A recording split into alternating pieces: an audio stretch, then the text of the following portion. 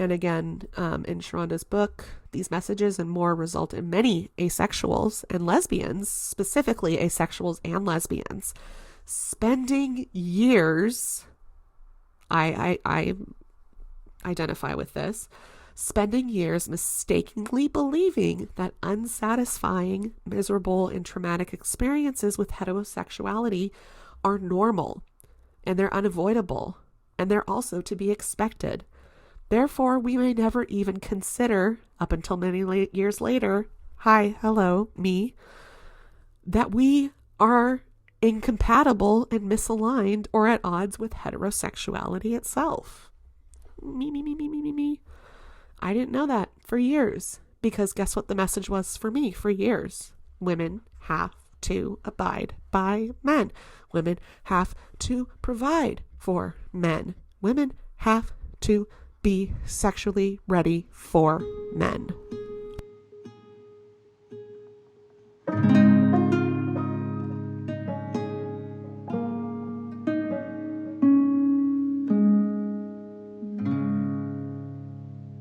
This is Single and Probably Asexual with Kendra K. Well, we are back. Single and Probably Asexual, Kendra K. Compulsory Sexuality, Part 2. Red Wine and Ice, also Part 2. So far, these have been my only 2 episodes where I am accompanied by a glass of wine.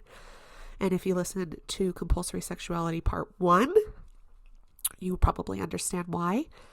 So today I thought it was only fitting to be accompanied again by a glass of red wine with a ice cube in it, because Compulsory Sexuality Part 2 is going to be just as big of a doozy as Compulsory Sexuality Part 1. Again, I want to shout out the author to the book Refusing Compulsory Sexuality, A Black Asexual Lens on Our Sex-Obsessed Culture, Sharonda J. Brown. Pronouns are they, them. They're fantastic. They're fantabulous. I have finished this entire book. I have learned so much. I lent a copy even to my cousin, who is a straight woman in a heteronormative relationship, but this book is so interesting, and I can't say more good things about it. And even if you are someone on the opposite end of some sort of spectrum, or even if you're listening to this podcast and you don't identify as asexual, it's always just cool to get a different viewpoint and a different perspective. And the writing from Sharonda is just fucking incredible. So I couldn't not recommend this book to another person, especially a close family member of mine, which I'm very much looking forward to when they are done reading the book, so we can have a conversation about it, because it's good. So recommend it. I will also be reading some more lines from the book, more from Sharonda's voice themselves, and yeah, we're going to be going into some other facts at the end of the episode. Stuff that I have been thinking about kind of since for a while, but more recently looking into what, compulsory sexuality is, and me thinking back on things or times in my life where that was present, and looking even further into some big examples of compulsory sexuality that every single one of us know about. So that will be at the very end. And yeah, I'm looking forward to talking about that. And thank you all for being here. And again, if you've already listened to part 1, thank you for joining me for part 2. And if you haven't listened to part 1, I highly recommend listening to part 1. You can definitely listen to these two, you can listen to part 2 first if you want, and then go back and listen to part 1. I'm trying to keep the bulk of what I chat about in both of these episodes kind of separate. So compulsory sexuality part 1 was just the average definition of it, its relation to asexuals, and mostly about who and what compulsory sexuality upholds, which is men, more specifically white men. All right, so we are just going to get right into it. Okay, so I am, on this specific episode, I'm going to largely talk about compulsory sexuality with women, compulsory sexuality within the Black community and Black women. And we'll touch a little bit at the very end on some asexuality and then some examples of compulsory sexuality, like I mentioned at the end. So most of us know this, and most of us know this now because we have had time and the knowledge and resources to develop these, statistics and interview people and figure out maybe a different, viewpoint on sex, especially from a woman's standpoint. But, back in the day, women, along with not having a lot of rights, were also, we were deemed to not have a certain level of sexual drive or appeal. And you often see, women being, especially, back in the 1700s, 1800s, early 1900s, women are forced to be in this box of being the home, the home keeper and the nurse and the mother, the sole parent, the person who cleans the house, all of this stuff. And sadly, that is still in a lot of couples and relationships, that's kind of still upheld to this day. But when it comes to sex, women are often the most ostracized group in having sex / experiencing sexual desire. In the cis heteronormative world, the default has always been the men. And of course, traditionally, men have a higher sex drive. And this has been known. This is something that is still highly talked about today. Men thinking about sex like 13 times within the span of 60 seconds. And notoriously, women oftentimes do not have the same level of sex drive as men. And again, oftentimes women need some other sort of stimulation rather than just penis and vagina sex. But because women don't share the same type of level of sexual desire as men, back in the day, women were often overlooked or often looked at as having issues and like medical issues, going as far as having medical issues, and often being the group of people within the sexual dynamic that they were the ones who needed to improve themselves in order to accommodate their male partners and to accommodate them sexually. So as I said earlier, we are at this time in life where women are just not assumed to feel a certain way as men do, and notoriously women don't have as high as a sex drive as men.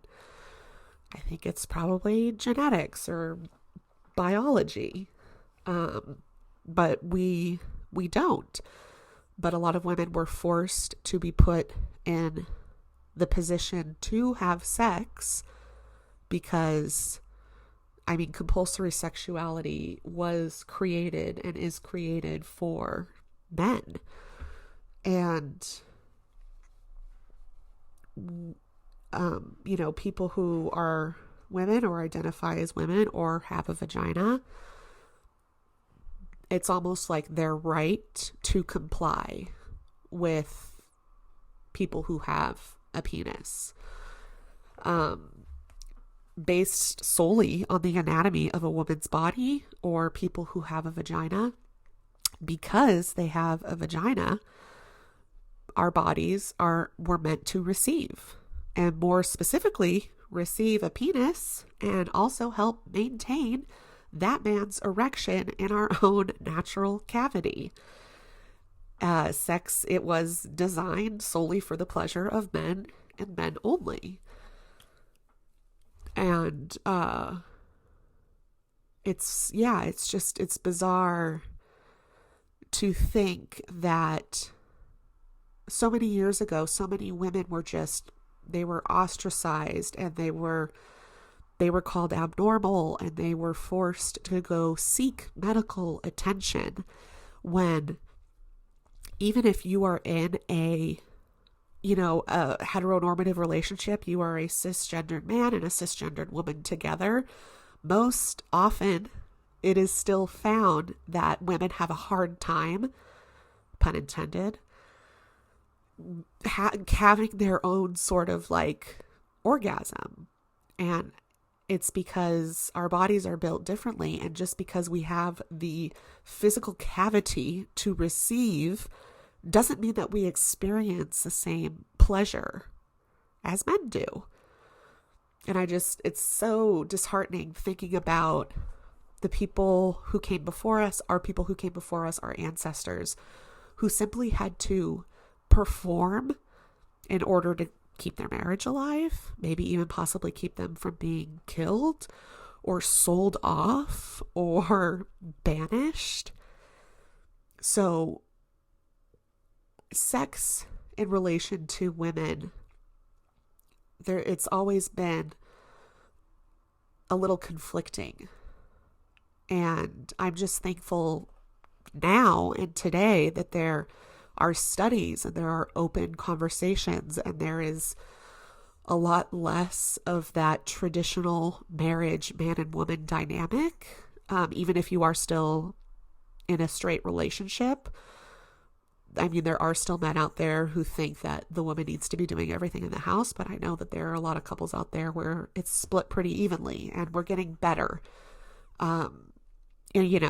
In some areas, some people are, but it's just so hard to think about, that my own lineage of women who came before me, who had to just lay down and shut up. They had a vagina. They could receive penis. Penis means that it must be received and you must comply. And this also is really interesting because this comes in the idea of women faking orgasms. And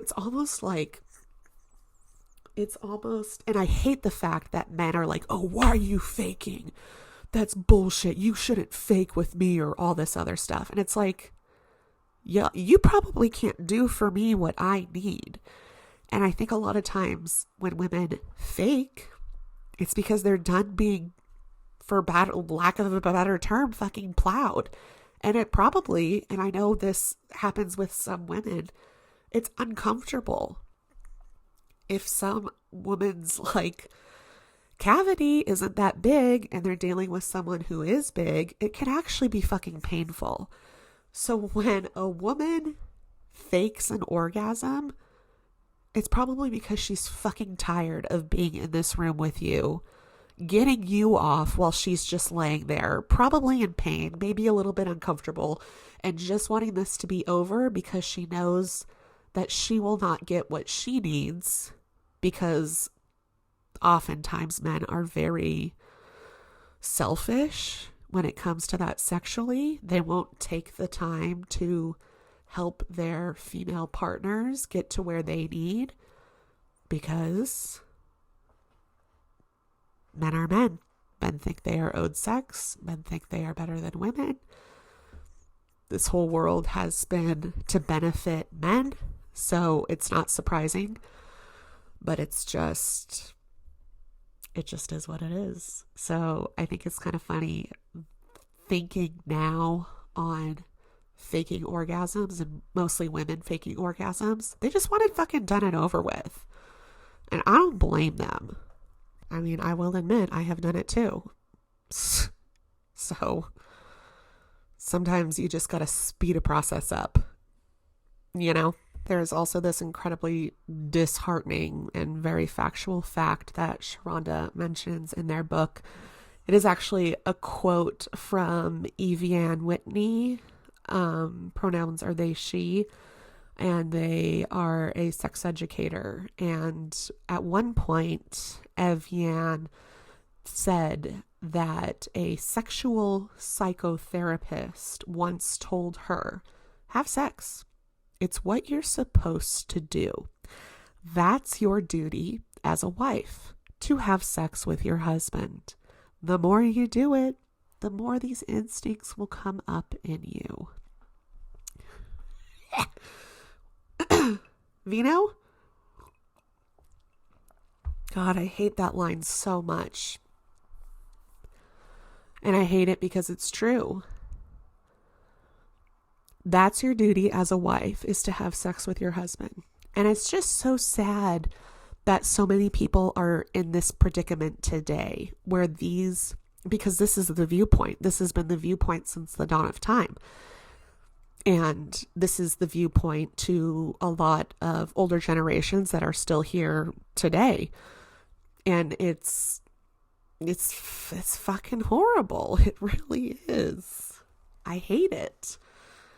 But again, this world was designed for men, for the pleasure of men, and for the purpose of men. Yeah, it's just so messed up how that was our baseline. You know, this is our base level. Our base level is over sexually hypersexualized men. That is our base level. That is what we have built off of. That's why there was such an uproar when, you know, two women who identified as lesbian were together. That was a big no-no for a lot of people still today, sadly. But back in the day, that was a big no-no because women couldn't have sex together. No, you have to have sex with a man. And then, of course, if you were asexual on top of that, or just asexual in general, you were real fucked up. You're not going to have sex with a man or sex ever? No. That must be fixed.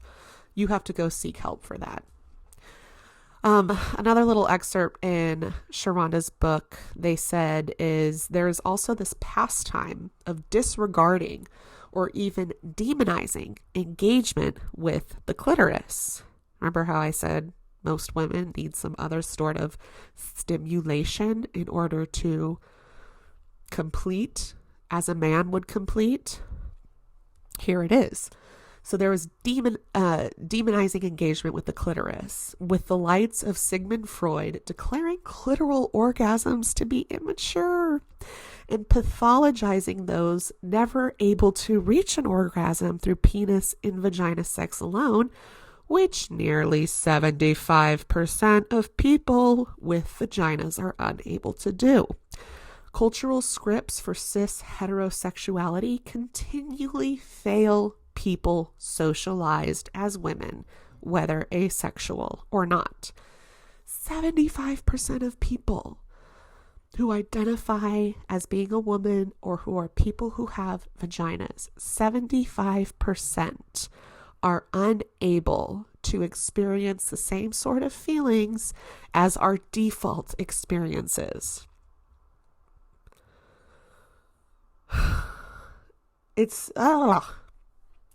I hate it. I hate it because with that number still there, women are still expected to perform in a way that is accommodating to men and men alone. When literally a majority of women don't get to experience sexual pleasure in a way that men do. This brings up an interesting topic for just me, myself, and I, because before I found the term asexuality, I was always so confused with myself, and I was also very sure about the fact that I didn't want to perform a certain way for men because I was expected to. I think this just runs deep within my genetics and my astrological chart. Also with my Gemini sun as Sag risingness. I already said that astrological chart, but just who I am as an individual is I'm very independent, a little bit stubborn, and I really do not like to be told what to do. That's why the traditional job never worked for me. I don't like when people tell me what to do, especially what to do during my day, what to do on my days off. Absolutely not. So this is why I have worked for myself for over 10 years now and have been fully full-time on my own since my mid-20s. I was fucking determined to not work for anybody else and be told what to do. And now I'm thinking, excuse me, and now I'm thinking that ran so deep within me also sexually, and whether or not I wanted to be in a relationship with someone or not. And oftentimes I had seen and heard so many stories from friends growing up and starting to have sex really young that it was all a load of crap. And it was, this was like the worst. My first sexual experience was like the worst sexual experience of my life. Like I hated it, or what, all this stuff. So I was kind of more also guided in this like way to not be with people. And then when I was with somebody, this is the only time I have ever been with someone, and that was a man, and it was for less than 6 months. We had a lot of sex, but I think I orgasmed once, and P was not in V.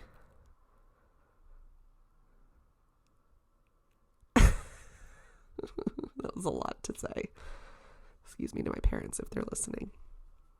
But even when I had this first relationship with this guy, and I was like, oh my God, I'm finally like having sex for the first time. Like, this is great. It wasn't great. It was not great. It was not great at all. It was terrible.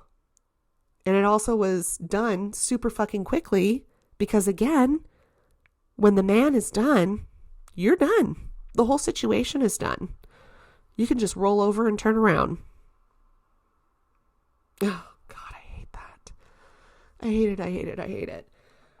But very interesting viewpoint for me because I was always so not attracted to being a sexual person or exploring that, because I never heard great things about it, and I never wanted to be in this predicament where I was showing up and fulfilling in my duty because I was a woman and because I have the physical cavity in my body to receive. And when I was done with that relationship, I haven't had sex since. And I think it's been like 7 years. So I'm like fully celibate, but I basically was celibate before I was with my ex. So it's just, yeah, for me, I mean, I've never wanted to comply in life. I've never wanted to do what everybody else was doing. And I've always known this about myself, but I never thought of it in relation to how I was with romantic partnerships and how I was sexually. And then when I did get to a point where I was sexually active, I was like, why am I doing this? This is everything that I never wanted to happen when I wasn't having sex. And now that I am having sex, it's happening. And it's because there was a lot of reasons, but it's primarily because I was a woman and he was a man, and there were these unspoken standards and defaults that we had to abide by. And me being like a little, inexperienced person, I just like would let things happen. And I was like, oh yeah, this is why I don't do this. This is exactly why I don't do this. And I just hate that. I hate it for myself. I hated it for myself. I hate it for women. I hate it for women who are still experiencing it today. Yeah, I just hate that women are still further pushed to abide, to comply, to shut up and lay down. Fucking hate it. Fucking hate it. So of course back then, when we didn't have the knowledge that 75% of people with a vagina don't experience the same sort of orgasm or sexual experience as the traditional man does, there were words, terms, phrases coined against women for their ineptitude and their inability when it comes to performing sex, not for the desire or the pleasure for themselves, but for men. So a word such as frigid, often defined now as a cool day or cool in temperature outside, or when it was in regards to a woman, it was defined, and it is defined, as abnormally adverse to sexual intercourse. And so of course that was used to mock or used harmfully against women. So we all have heard of the term frigid bitch. And then literally in my notes, in parentheses, it says, Kendra, go off here. So go off I will. Frigid bitch. What a term. So men would typically use this phrase, when a woman would not comply with what they wanted sexually. You would hear this in movies, books. Say you go to a bar and a guy offers to buy your drink, or maybe they don't even offer to buy your drink, but you're hanging out. Of course, there's this notion on his end that things possibly could go further. And maybe they do. Maybe they do at first. Maybe you fully go home with this guy. And you're like, you know what? He seems interesting. So far seems nice. Let's just go back and hang out. But of course, on the opposite side, this man is like, okay, we're about to have sex. So say it even gets that far, and the woman or the person, whoever they are, goes, oh, you know what? I actually think I'm going to head out, but it was really good hanging out with you. And thus the phrase would typically come in because men's rage happens at the drop of a dime, and it definitely happens when they don't get what they want, especially if they are sexually frustrated and they are not getting what they want sexually. So then words like, in terms like frigid bitch, are used. And it is another great example on how women have basically just been erased through the dawn of time. If, you were a woman, you were expected to uphold these certain things in the household, in the patriarchy in the neighborhood, whatever. And then to throw on top of that, if you were someone who didn't experience sexual desire the same way as the overly horny man, then you were further put into a box, especially if you were sexually not on the same level as other women. You were put into another worser box. So yeah, frigid bitch, real funny.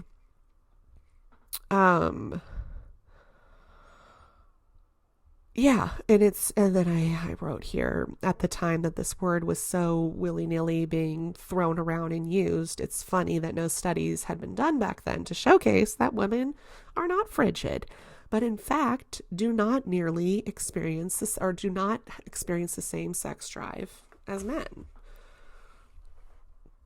But no, we can't just live our lives peacefully.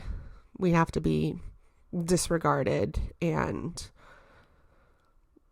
just blamed for us not feeling a certain way in order to accommodate men and a different group of people. And it's just sad. I mean, women had not a lot of rights for a long ass time. And there's just so much to be expected of us. And there was so much to be expected of us. And it's almost like we're never able to live up to our potential, even like today, because some of these cis heteronormative ways are still so deeply ingrained in relationships today and women today.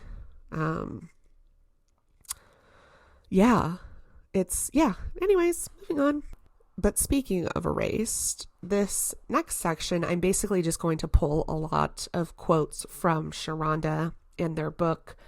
But when it comes to what we feel that we need to perform for men in this country, that holds a bigger and different meaning for people who are Black, and what they have been demonized and dehumanized as, because again, this world was created for the cis man, but it was created for the cis white man. It wasn't created for the cis Black man. It wasn't created for the cis Hispanic man. It was created for the cis white man. So like I said, I'm going to be pulling just a lot of quotes from the book here, because as someone who doesn't have a lot of education, thank my public school for that one, on, Black history and the Black community, and especially the harm and the dehumanization of Black people. Sharonda, they have it all written out here beautifully and perfectly, so I'm just going to be repeating a lot of their words, as I am still someone who is learning a lot about the past and through the lens of Black individuals. Because as a little white girl who was raised in white America, that is all that I learned about, aside from now, thankfully. So again, a quote from Sharonda in their book. This is pretty early on in the book. Sex has utility and can be used for many things, and white supremacy often utilizes sex to both carry out and excuse its racist violence. I do not mean only the act of sex itself, as in colliding and touching of bodies. I also mean everything surrounding sex and one's sexual desirability or appeal, or one's sexual preferences or proclivities. I know that word. One's reproduction, and also one's reproduction as a result of sex acts, stereotypes about one's sexuality. The ways sex becomes gendered and racialized. Yes, I'm just making sure I was saying that word word right too, and not radicalized. It is racialized, starting from the top. The way sex becomes gendered and racialized becomes clearer when we understand sex as a utility, especially when we acknowledge the relationship of gendered and racialized people to the nation state and to the systems of cis heteropatriarchy and white supremacy. This is how sexual violence becomes a tool of war, terrorism, control, and various other interpersonal and systemic abuses. Black sexuality, as well as reproduction, becomes heavily policed on interpersonal, social, and judicial levels, as myths of Black sexual deviance are cited as proof of the superiority and the purity and the humanity of whiteness. So basically, I'm not even going to say people, white people back in the day demonized Black people as just savage individuals. They were harmful to society. And this is what white people still think of today. I mean, hello, look at our police system right now. Look at our police system since the dawn of time. And so Black people have always been under this idea that their sex is somehow, and when they participate in sex, is somehow more intense or grotesque or savage than if white people were to have sex together. And then when they, they would say, oh, well, two white people, that's a harmonization in sex. It's fucking fucked up shit. And among that, there was also this hypersexualization and like adultification also assigned to Black children, particularly Black girls. So another insert here from Sharonda. Historical precedents for this attitude was set by the institution of slavery and the systemic sexual violence it relied on.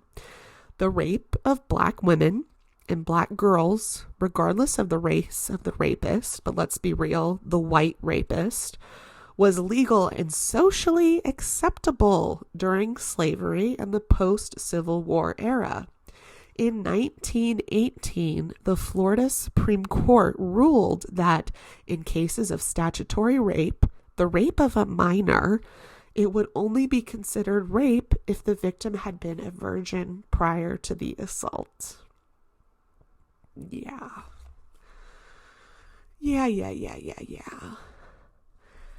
And to piggyback off of that, because of the way the legal system considered chastity, the association of Black women with unchastity meant not only that Black women could not be victims of statutory rape, but also that they would not be recognized as victims of forcible rape. And I know I mentioned this a little bit in Compulsory Sexuality Part 1, but Black women, Black people were just treated poorly during the slave era, of course. But when Black women were in the homes reproducing Black children, and those innocent Black children also getting forcefully raped at the ages of 6, 7, that was the norm. And it even says it right in here. It wasn't considered rape if the victim had been a virgin or if the victim had been Black. If you had a slave owner who was raping the Black women in the house and then raping the Black children that were produced from the Black women and their sperm, that was their property, because Black people back then were property. So, yeah, I mean, just like when it comes to Black women, they have been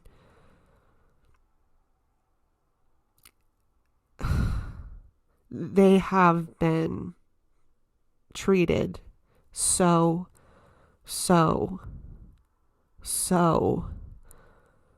dishonorably in their entire lifetimes, especially if they were African American. And to just think about Black women today and how they are wanting to honor their ancestors who had no choice in the matter. I mean, what I just said at the beginning of this episode, or what I have been talking about, is that women in general are victims to men and their abuse and their sexual abuse. But can you imagine the Black woman? They are a victim times 1 billion. And I couldn't imagine being a woman of color today, thinking back on your ancestors and not just bawling your fucking eyes out and knowing how disgustingly and poorly they were treated. And ancestral trauma is a thing. And Black violence is a thing. Not Black violence, but violence on Black people. Back then, today, 2023, it is a thing.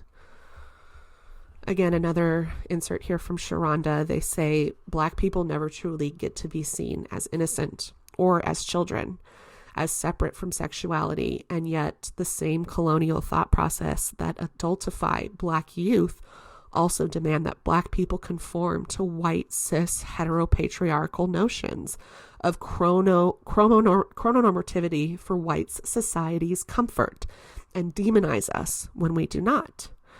When the normal timeline is conceptualized in this image of whiteness, and yet another means to reaffirm whiteness and white heterosexuality as superior, Blackness will always fail to meet the expectations of this chrononormativity. The eternal failure of Black people to meet the white standards set before us, them, and that failure significantly being marked by their mythologized hypersexuality and lack of innocence is an integral part of white supremacist logics and the eternal project to define whiteness as normal.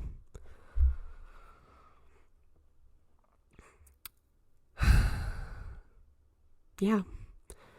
So tell me, how do Black people and people of color fit into the binary of being white? They don't. And guess what? It was created that way for a reason, because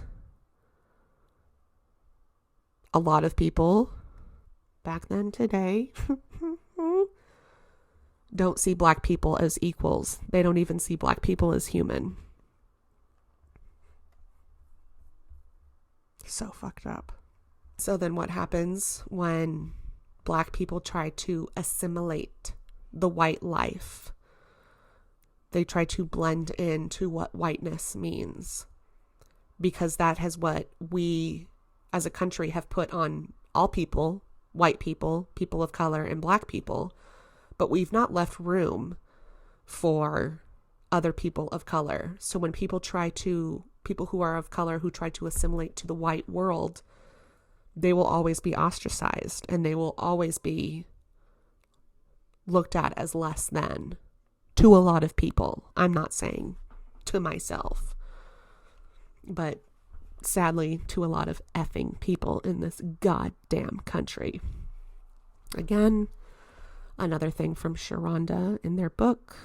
But even as Black people are barred from full entry into white colonial conceptions of gender and sexuality, they are still expected to abide by the social contracts associated with these categories.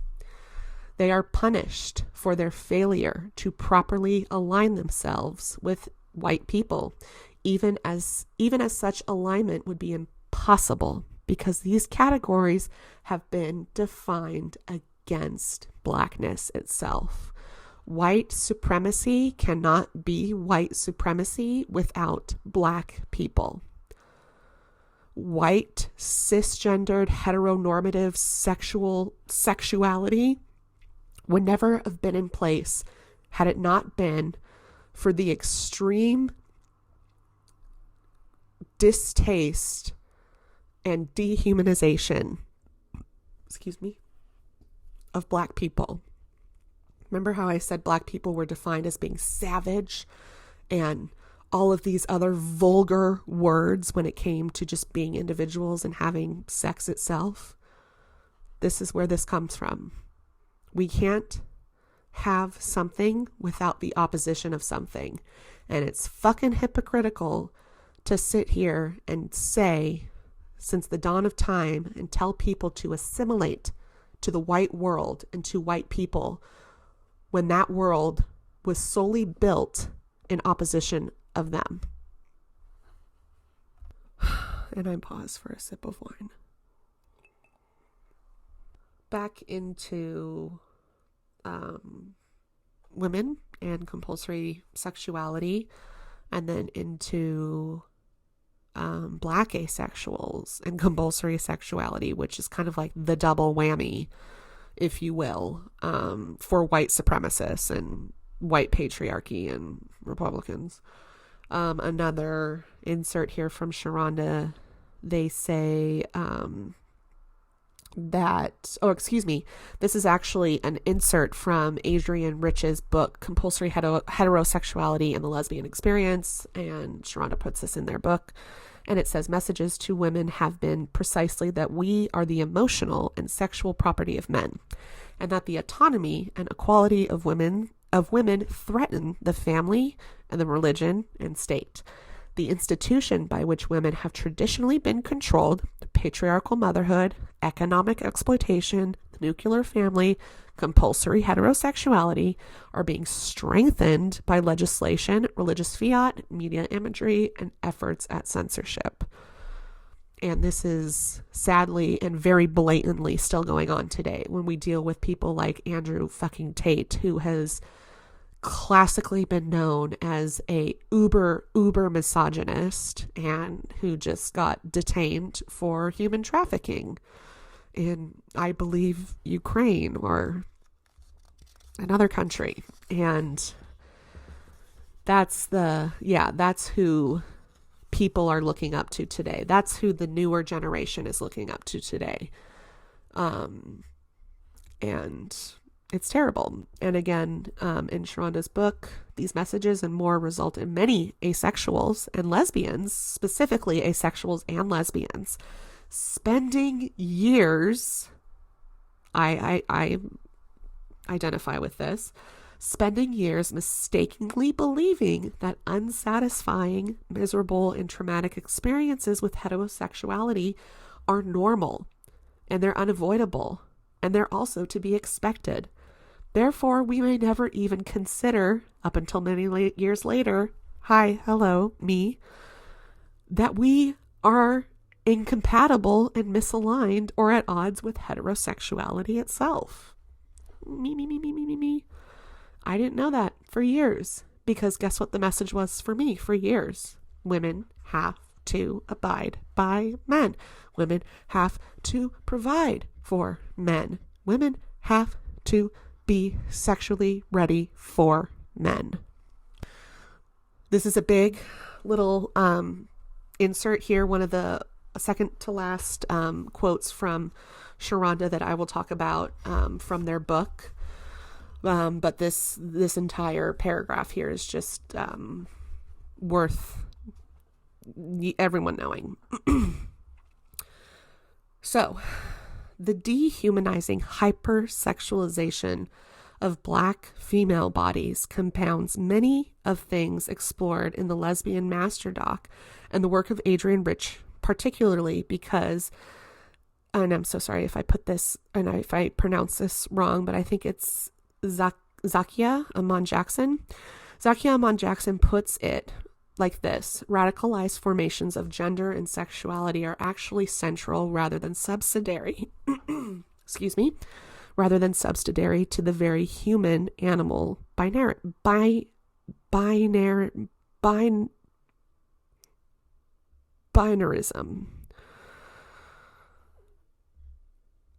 Yeah.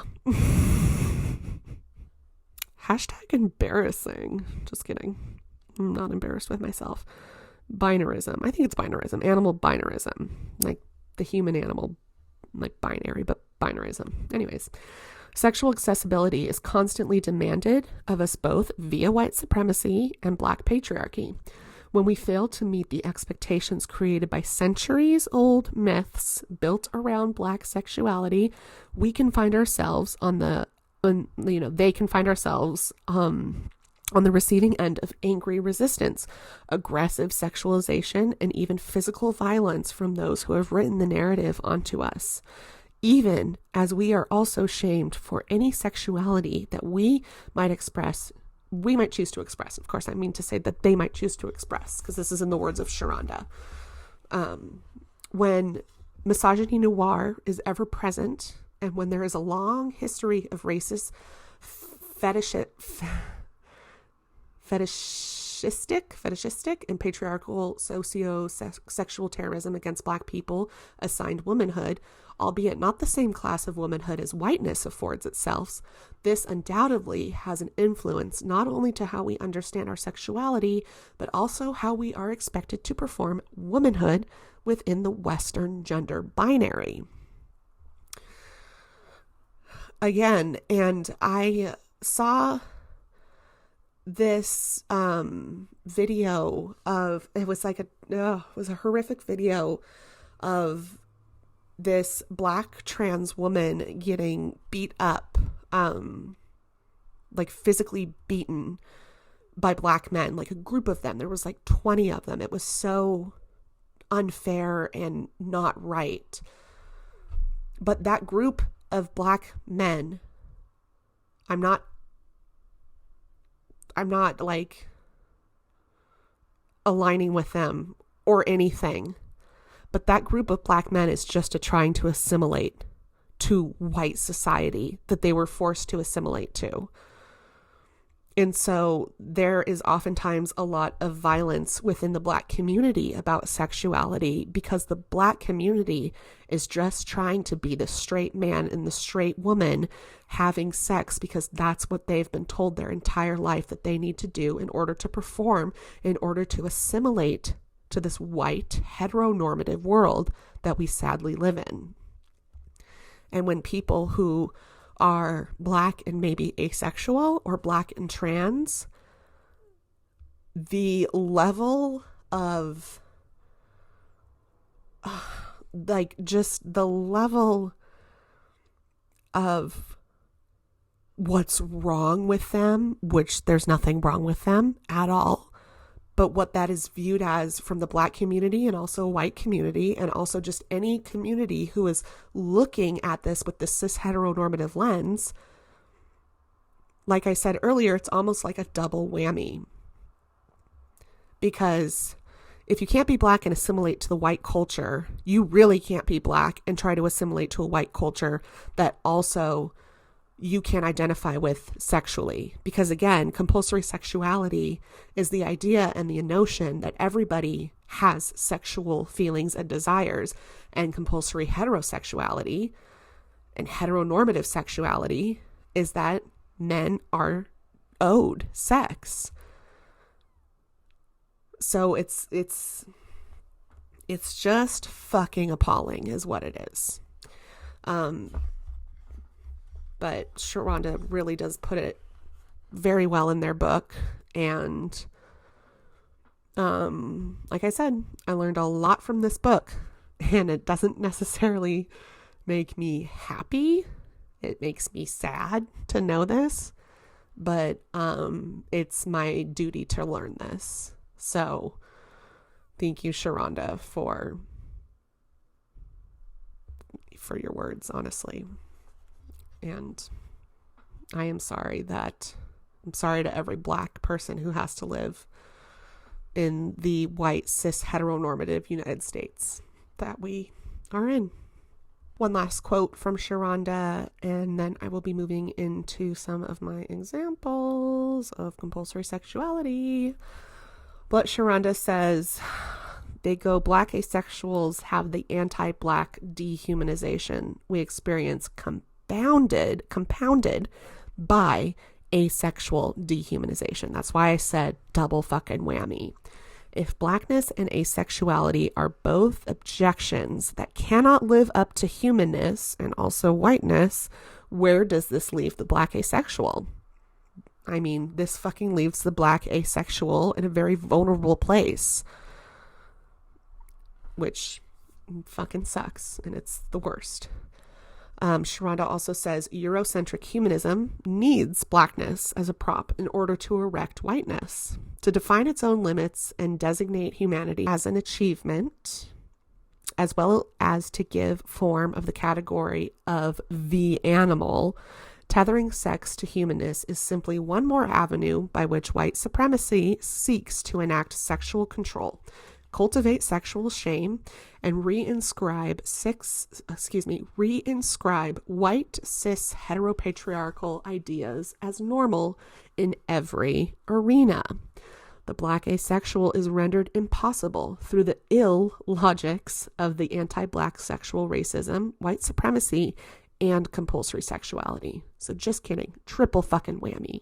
Triple whammy. World that allows for Black asexuals to be seen as possible, to live more freely in their sexuality, would also be a revolution for all other radicalized, gendered, and queered. Such a world requires us to combat white supremacist ideologies and the very idea of what it means to be human. And that is the damn truth. And it is so fucking sad and terrible. And yeah, there's just, yeah. Anyways, I took some notes when I was reading Sharonda's book, and I wrote this in my notes. I said, I didn't realize how political being asexual is. Back then, being ace or lesbian meant that you were dangerous for the economy. If you didn't have children, or, being like asexual, you don't like sex, you probably don't want to have children, or you chose not to have children, being either lesbian or gay, not having the right to have children back in the day, not having the options or the resources to have children, it was a threat to the economy and cis heteropatriarchy. Society has taught us to reproduce because it makes us spend more.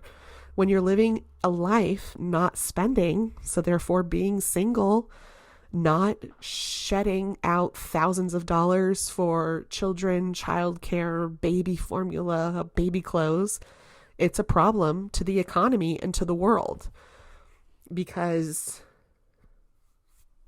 this world is based on the economy, and the economy is based on this idea that we all need to have the nuclear family, because the household that generates cost of living for 5 individuals is a lot more in line with what the economy wants and needs than those who are maybe a single or a dual income home who don't generate that much money because they don't have children and they don't need the yearly vacations to Disneyland. And I mean, you can still do that with no kids, but all of these things that we have been programmed to do in life is because the economy needs it.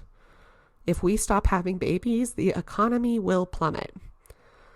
The natural resources of the earth will probably flourish. And I think my cousin even said this to me too. There was this, I don't know if it was this disease or something, but it eradicated a lot of the population. And when it did that, there was this natural restoration to the earth. And we kind of saw that a little bit during COVID, when we were all forced to stay home. We weren't emitting that much gas and fumes with our vehicles. We weren't occupying huge buildings and using all that electricity and, energy that way. And the skies cleared up a little bit. The birds came out and sang. There was more growth. The flowers come springtime, we're on another fucking level. I swear, spring 2020, we almost had like 2 cycles of blooms, if you could remember that. Because us as a population inhabiting this earth, we weren't there to kill it and render it. It had the space to bloom and grow. Wild, right? All right. So moving on to the last segment of this episode, I am here to talk to you guys about some tried and true examples of compulsory sexuality, more so specifically compulsory heterosexuality. Okay, so one of the biggest examples for me personally, what I see, what my narrative has been, what I've seen throughout life in my white little lensed body, and I know this was a definite reality for a lot of other people, women, especially women of color. But one of my biggest examples for compulsory heterosexuality is Marilyn Monroe. Marilyn Monroe, her entire life was over-sexualized. And not only was she over-sexualized, she was put and placed in a many situation where she was expected to do something, she was expected to perform, and she was expected to simply be and essentially like not complain. She was taken advantage of most of her adult life, and it is incredibly sad. Like when we think of Marilyn Monroe, we think about this icon and this natural beauty, every day. I think she even had some work done on her in order to come off in this way and this look. But maybe she didn't have like work done, but she was, she was elevated. Norma Jean Baker now, or not now, well, now she's Marilyn Monroe, even though she's not here, she's still Marilyn Monroe. But Norma Jean Baker to Marilyn Monroe, very different. We had the bleach blonde hair, so there were alterations, of course, made in order for her to fit into the white cis heteronormative idea and vision of what they believed a traditional white woman should look like. So the poor thing was grossly taken advantage of her entire life because she was a woman and because she was sexy and because she was a sex symbol. She had, I think, a couple marriages where she was also treated insanely poorly because this, the cis hetero compulsory sexuality, man and woman are supposed to perform. So you can only imagine when you have a wealthy white man who, quote unquote, owns America's sex symbol, sex icon. She was treated so poorly. And it's known to a lot of us that she had a lot of mental health issues. She struggled from anxiety. There are reports saying that her death was a suicide. There's also reports saying that it was intended, just like how Mac Miller accidentally overdosed.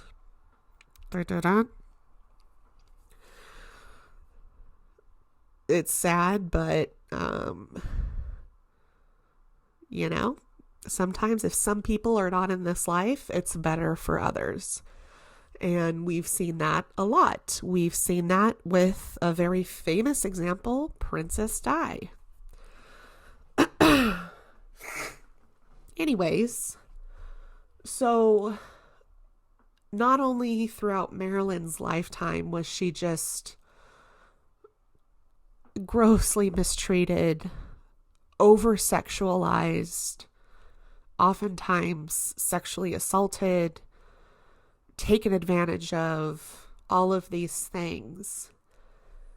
When she passed, there's a couple speculations here. And of course, nothing was ever further done. So these are all speculations because, again, even in death, Marilyn still had no autonomy, especially over her body.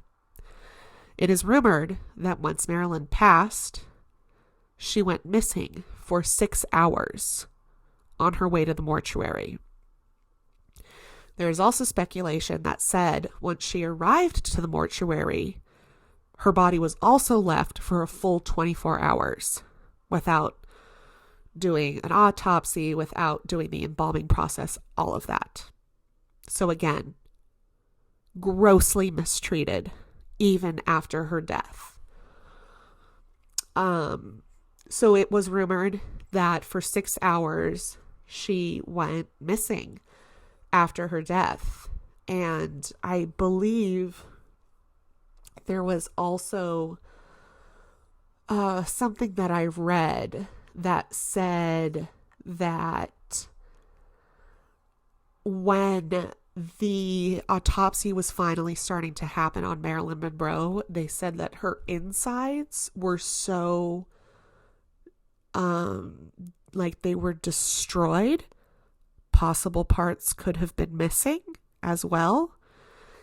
And that there was no further need to figure out what was wrong because she had already died. I'm not surprised also if there was a large sum of money that was given to the coroner in order to just embalm her and keep it hush hush. No one has no idea if what happened to her during those 6 hours after death on her way to the mortuary. And nobody knows what happened to her when she was potentially sitting in the mortuary, deceased, for a full day. Now, what makes all of this even worse is the fact that Hugh Hefner is buried right next to Marilyn Monroe. He intentionally bought the plot in that famous Hollywood funeral place. Oh God, I don't know what this is called. It's not like, they weren't buried underground, but they're at mausoleum. They're in a mausoleum sort of thing. And and also I'm pulling some of this information right now about Hugh Hefner and Marilyn Monroe from an NPR article by Laura Walmsley called Hugh Hefner's Final Resting Place, the plot he bought next to Marilyn Monroe. And again, this just grossly shows compulsory heterosexuality. Hugh Hefner was one of the most wealthiest, powerful white men out there. And of course, he chooses to use that power. Of course, he's passed. He died at 91. He and Marilyn Monroe were also born the same year, 1926. He intentionally chose, I think he spent, it says $75,000 to buy the drawer next to Monroe in the Los Angeles Mausoleum. And again, that shows compulsory heterosexuality, especially like heteronormative compulsory sexuality. And also this goes as far as illegitimate reasonings from men and irresponsible doings from wealthy white men. Marilyn Monroe, of course, has no choice in the matter. She had no choice when she was alive, and she had no choice after death. Her body went missing, and she has to be buried by Hugh Hefner, who grossly took advantage of her in her career. And in this article by Laura from NPR, Monroe was both the cover and the centerfold for the very first issue of Playboy. And in this issue, she was, of course, nude. And it was said to be the first time in any magazine, full color of the famous Marilyn Monroe, and also full color of Marilyn Monroe nude. Marilyn Monroe was paid $50 for this photo shoot. And when this issue was launched, Hugh Hefner actually kept his name out of the issue in case it failed. And of course, it didn't fail. And the magazines sold out across the country. And not once did Marilyn Monroe ever receive a thank you to helping Hugh make millions of dollars off of nude Marilyn Monroe photographs. She also had to buy a copy to see it. And she was never compensated more than the original $50 that they gave her. And yet, she sadly has to live in postmortem next to Hugh Hefner. And I don't know, you know how some people have tombstones and they have grave sites, but their body may be somewhere else. I don't know if that is the case. It might possibly be the case for Marilyn Monroe.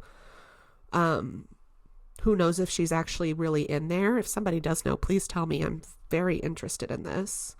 But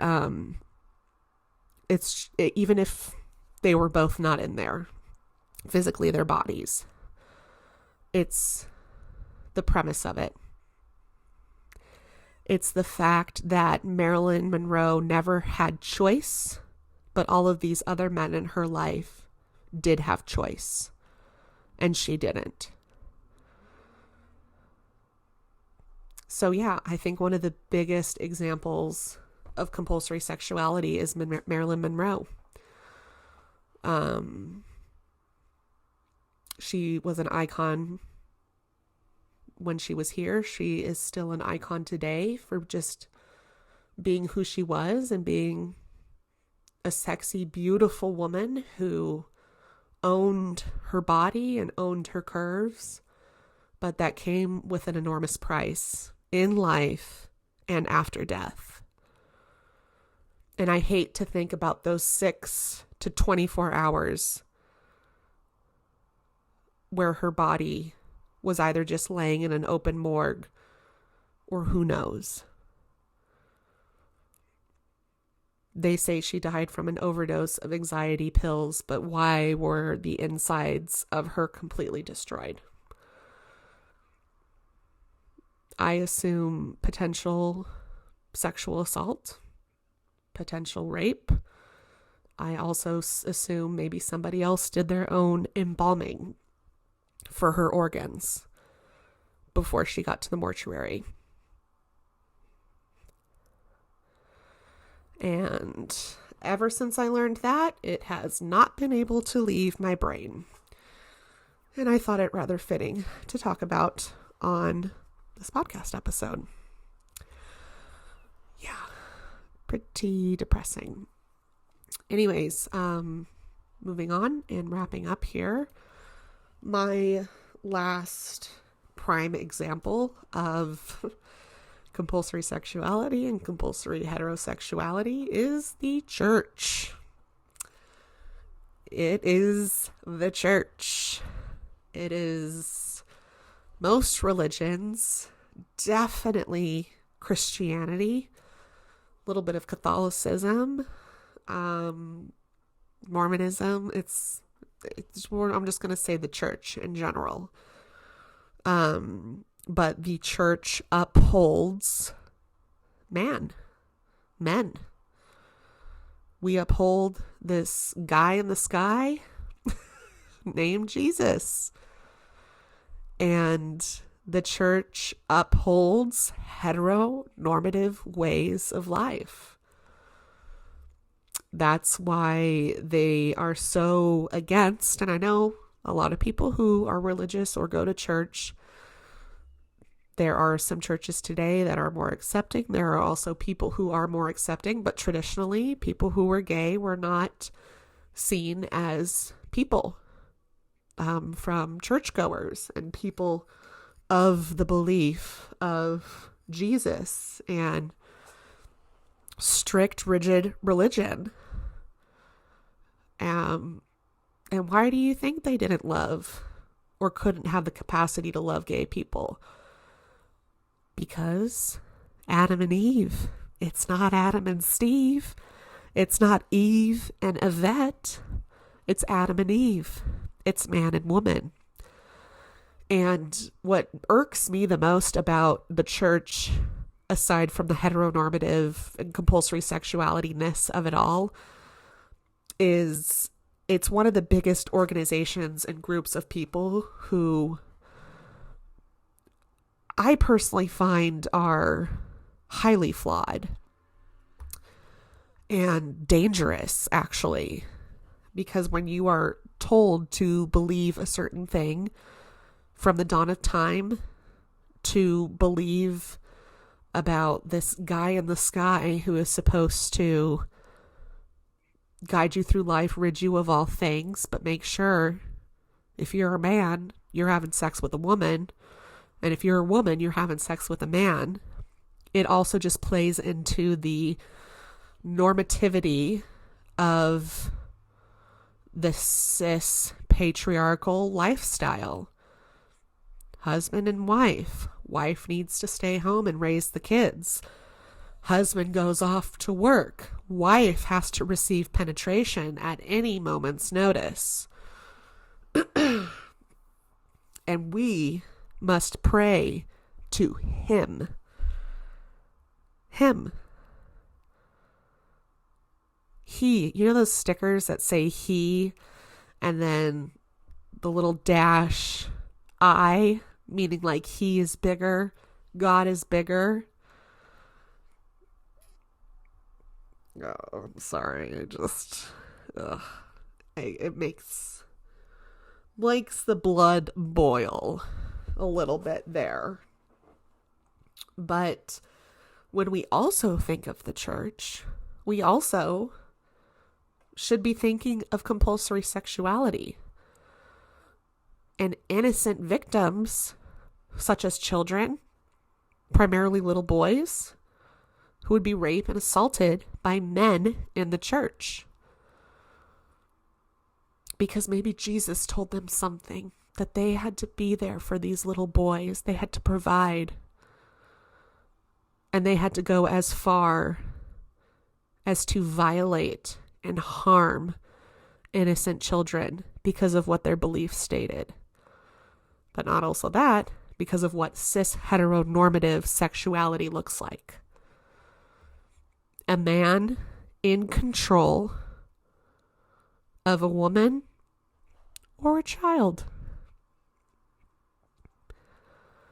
So like the he-I thing, it just sends chills and makes me just cringe, because it's also promoting the gloriness of men. Him, he, man, our Father. And I'm sorry, but men are not at the top of my list, as you all know. And how history is played out because of men. I mean, we're in situations that we are in today because of them. And when I think of the church and religion and priests and altar boys, it just to me screams compulsory sexuality.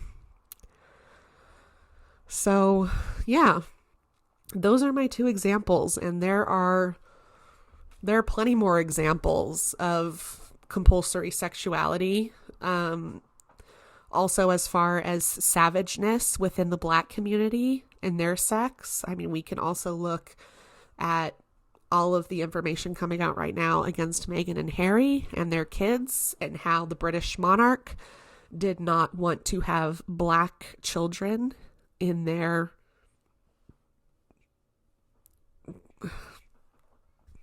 fucking family web and their history.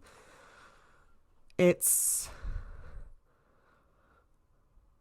so ingrained in us, the cis heteronormative sexuality that we must uphold in today and in society. And it's hard for a lot of people to get out of that.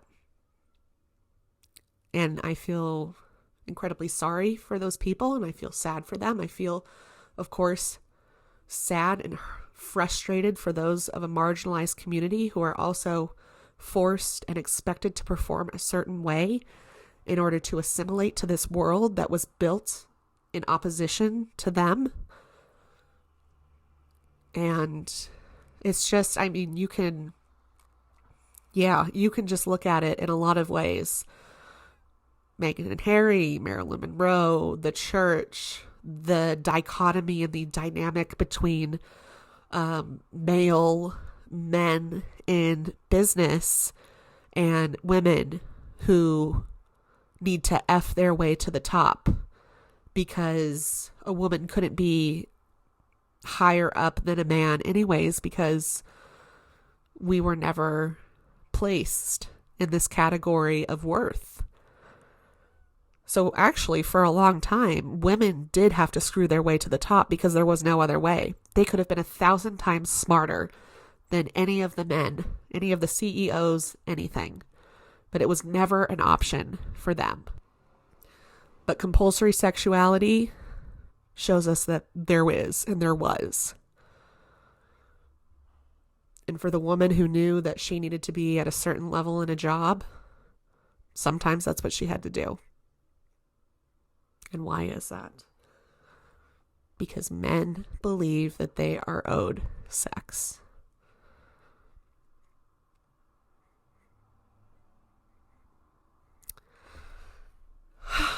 Okay. Well, there you have it. Who knows if there will be a compulsory sexuality part 3 and 4 down the line. Probably. Maybe. It's a fascinating topic. It's a disturbing topic, but it is a topic and an idea and a notion that is still so prevalent in today's society, and how we operate as a whole, as a system. We must have sex. We must appease the man. We also must procreate. We must help support the economy. We must tell Black people to do this. And then we must also go behind their backs and tell them that they have no right to do this because of the color of their skin. It's ongoing in society. Past, present, and future. And it sucks. It really does. But again, thank you all for listening. And thank you for just bearing with me, pausing a lot, and just, you can't see me, but I'm shaking the fuck out of my head and rolling my eyes and taking little sips of wine, because it's disheartening to talk about, because it is the reality. But my job is to talk about it, and I will talk about it, because there is also a way out of that. Even if you are a straight white woman, there is still a way out of it. But if anything, if I can say anything to people out there on relation to this topic, it's that you don't need to comply, and you don't need to conform with a certain way of living. You don't need to conform to pleasuring a certain group of people because you've been taught and you are perceived to do such. And to also just question things that happen in your life. Question whether you want to do something or not. Question whether you want to go on another date with this person. Question their motives. Are they really interested in you? Or are they just interested in your fucking vagina? Because I can also guarantee you a lot of the times it's the latter when it comes to men, cis, straight men. So just because this world has been a certain way since the dawn of time doesn't mean that you need to comply with the world and what we have always known. And yeah, it's pretty scary to not comply, to be different, to possibly be ostracized, to possibly be called frigid bitch. But just own who you are. And especially if you are a woman, know your right and know your worthiness. And know that you are more than just what is between your legs and what you can do for someone else when it comes to what's between your legs. And also know that you deserve more sexually. You don't deserve a 2-minute pump from some jerk who's literally just trying to get off in you. You don't deserve that. Yeah. Since this is such a big topic, if you have like any other things that you've thought about or thought of when I was talking, listening to both of these episodes, let me know. Like, it is such a intense conversation that there's, I think, a lot more that I can also learn about it, and just hearing other perspectives of people.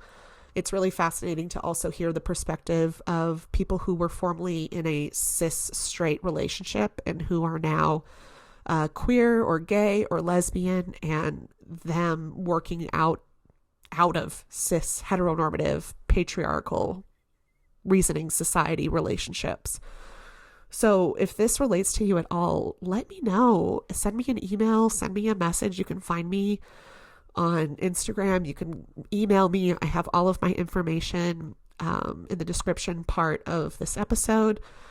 I would love to hear from you, and I would love to learn more about the topic. I would love to hear more perspectives, because it is quite literally something that affects every single person on this planet. Man, woman, non-binary, black, gay, straight, Hispanic. Doesn't matter your race, doesn't matter your culture, doesn't matter your religion, doesn't matter your ethnicity, doesn't matter your sexual orientation, doesn't matter what's between your legs, doesn't matter how you present on the outside, and also what's between your legs. It affects everybody. So, yeah, would love to keep the conversation going. All right, thanks.